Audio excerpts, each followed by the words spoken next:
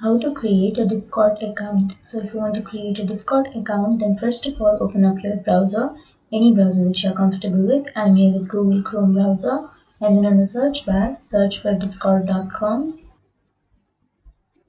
and it will take you to the website. And here on the upper right corner you will have a login option. You can click there, and now to create an account you have to click on register, which is on the bottom.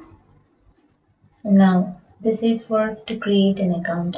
So, first of all, you have to enter your email address. And after entering your email address, you have to enter your username. And then after entering your username, you have to enter your password. And then you have to enter your date of birth.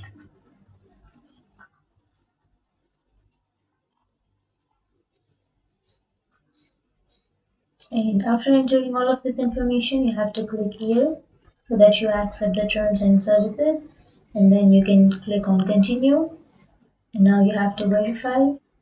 And after verifying, we will create an account. So that's it guys, that's how you create an account on Discord. And if you have any questions, feel free to comment below. Thanks for watching.